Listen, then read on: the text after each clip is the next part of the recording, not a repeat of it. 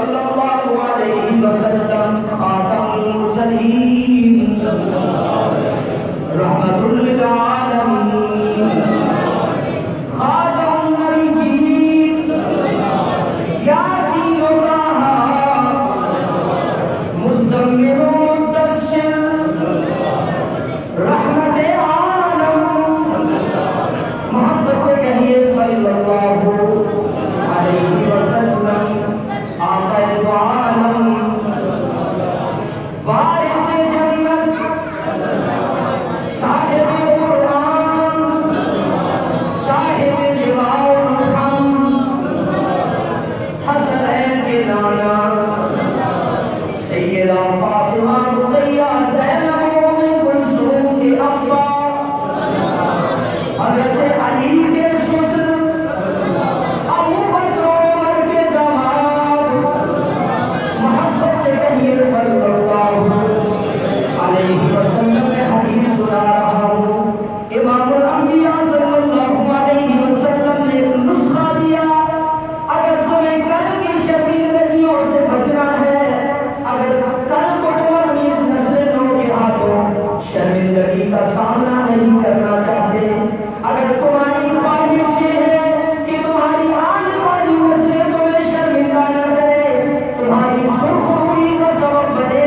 تمہاری عزتوں کا سبب بنے تمہیں ذلتوں سے بچا لے تمہیں عزتوں کی طرف لے کر جائے تو امام الانبیاء صلی اللہ علیہ وسلم نے فرمایا ادبوا اولادکم علی ثلاث خصال اپنی اولادوں کی تربیت 3 چیزوں پر کرو جب تمہارے بچے بولنا شروع کر دیں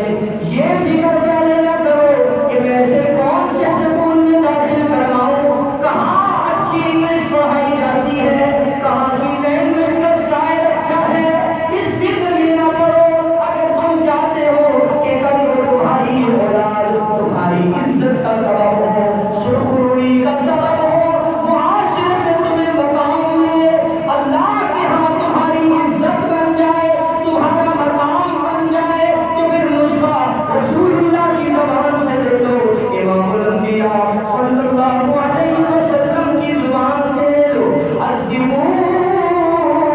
اولادکم علی ثلاث خصال اپنی اولادوں کی گھٹی میں 3 چیزیں شامل کر لو ان کی تربیت میں 3 چیزیں شامل کر لو ان کے شب و روز میں 3 چیزوں کا ذکر شامل کر دو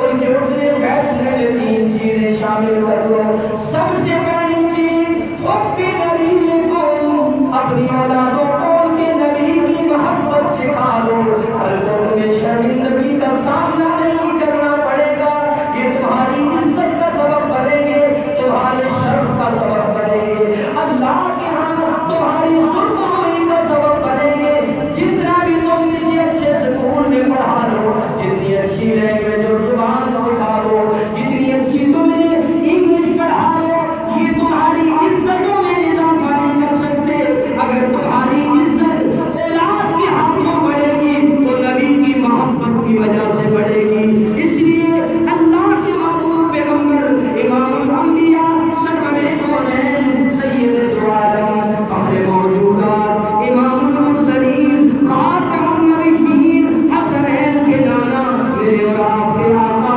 ہمارے دلوں کی ٹھنڈک ہمارے ایمان کا محور ہماری زندگیوں کا قطب ہماری زندگیوں کا محور و مرکز حضور دو عالم صلی اللہ علیہ وسلم نے نسخہ دیا اگر میری محبت اس نسل لو کے دل و دماغ میں ڈال دو گے تو کل کو تمہیں شرمندہ تعبیر نہیں ہونا پڑے گا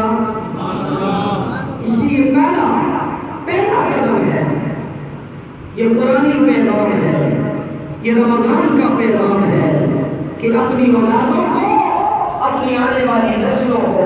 نبی کی محبت سے روشناس کروا دو میرے دوستو آج کا نوجوان دنیا کی ہر چیز سے واقف دنیا کی ہر چیز سے واقف وہ نماز سے پہلے بھی فیس بک پہ آئی بھی اپڈیٹ دیکھتا ہے نماز کا سلام پھرنے کے بعد بھی اپڈیٹ سے مطلع ہوتا ہے کہ کون سی نئی اپڈیٹ چل رہی ہے وہ نماز سے پہلے مسجد میں بیٹھ کے پوری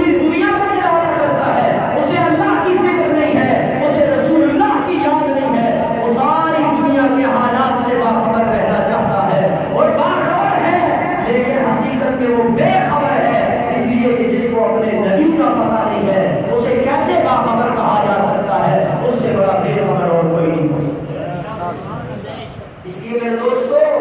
اپنے معاشرے میں نبی کے تعارف کو، نبی کے ذکر کو، نبی کے مقام کو، نبی کی عزت کو، نبی کے منصب کو، نبی کے احکام کی اہمیت کو، نبی کی سیرت اور کردار کی اہمیت کو اپنے معاشرے میں رواج دیں گے تو یہ معاشرہ کل کا پرسکون معاشرہ ہوگا، کل کا عزت والا معاشرہ ہوگا، کل کا امن والا معاشرہ ہوگا، کل کا انصاف والا معاشرہ ہوگا۔ اگر نبی کی محبت نہیں، اگر سنت اور سنت کی اقدار کا تحفظ نہیں، پھر جتنی بھی خوبصورتی ہو وہ بدصورتی ہے، وہ خوبصورتی نہیں ہو۔ آج دنیا میں نئے نئے نعرے چل رہے ہیں، تبدیلی کے نئے نئے پیغام دیے جا رہے ہیں، لیکن یہ سب کھوٹا ہے۔ کھڑا وہ ہے جو اللہ نے بتایا ہے، کھڑا وہ ہے جو رسول اللہ نے بتایا ہے، اور اس کا پہلا سبب عشق رسول، محبت رسول، اطاعت رسول ہے۔ جس نعرے میں عشق رسول، محبت رسول اور اطاعت رسول نہیں ہے، میرے دوستو مسلمان کی شان یہ ہے کہ اس کو پہلے قدم میں پرکھ لے کہ یہ جھوٹا ہے،